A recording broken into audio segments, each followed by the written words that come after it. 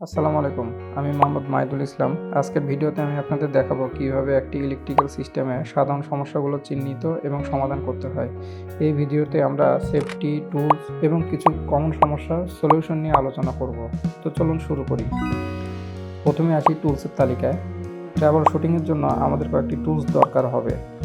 যেমন 1 number multimeter, যা দিয়ে আমরা ভোল্টেজ এবং কারেন্ট চেক করব। 2 নম্বর হচ্ছে স্ক্রুড্রাইভার, যেটাতে আমরা কানেকশন টাইট করার জন্য ব্যবহার করব। 3 নম্বর হচ্ছে ক্ল্যাম্প মিটার, কারেন্ট মাপার জন্য এটি আমরা ব্যবহার করব। 4 নম্বর হচ্ছে সেফটি গ্লাভস ও গগলস, যেটা আমাদের সেফটির জন্য দরকার হবে। ট্রাবল শুটিংয়ের আগে অবশ্যই সেফটি নিশ্চিত করতে হবে। প্রথম হচ্ছে পাওয়ার বন্ধ করতে হবে, সবসময় ইনসুলেটর টুল ব্যবহার করতে হবে, এবং আরেকটি হচ্ছে সার্কিটে কাজ শুরু করার আগে মাল্টিমিটারে চেক করতে হবে যে বিদ্যুৎ আছে কিনা। মনে রাখতে হবে সেফটি ফার্স্ট। কমন প্রবলেম এবং সমাধান।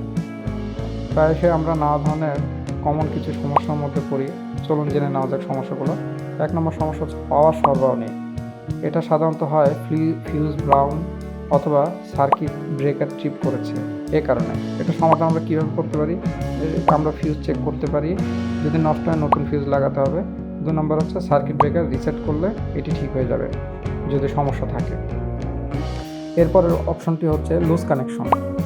লুজ কানেকশন সাধারণত হয় কোনো তার বা টার্মিনাল ঠিকমতো লাগানো হয়নি, এই কারণে। তো এটা সমাধান হচ্ছে স্ক্রুড্রাইভার দিয়ে ভালো করে কানেকশন টাইট করতে হবে। 3 নম্বর হচ্ছে সুইচ বা সকেট কাজ করছে না। কেন করছে না? সুইচ রেসপন্স করছে না বা সকেট থেকে পাওয়ার আসছে না। সমাধান হচ্ছে মাল্টিমিটার দিয়ে সকেট চেক করতে হবে। যদি কাজ না করে সুইচ বা সকেট বদলে ফেলতে হবে। আরেকটি কমন সমস্যা হচ্ছে তার বেশি গরম হচ্ছে। এটা সাধারণত হয় সার্কিট ওভারলোডেড বা তারের ইনসুলেশন নষ্ট হওয়ার কারণে। এটা সমাধান হচ্ছে ওভারলোড কমাতে হবে আমাদের। আর দ্বিতীয়টি হচ্ছে তার পরিবর্তন করতে হবে। আরও একটি কমন প্রবলেম আমরা প্রায়শই ফেস করি, সেটা হচ্ছে মোটর বা ইকুইপমেন্ট চলছে না। এর সমস্যা সাধারণত হয় মোটরের তার নষ্ট বা ওভারলোড ইস্যুর কারণে।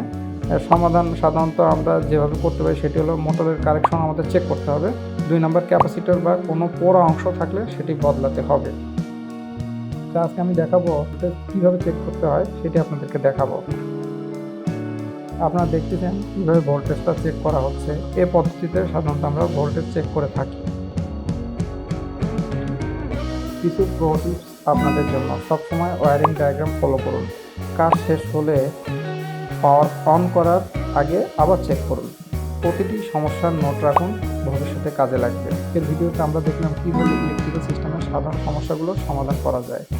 আপনারা যদি ভিডিওটি পছন্দ করেন তাহলে লাইক দিন, শেয়ার করুন এবং চ্যানেলটি সাবস্ক্রাইব করতে ভুলবেন না। আপনার কোনো প্রশ্ন থাকলে নিচে কমেন্টে জানান। দেখা হবে পরের ভিডিওতে।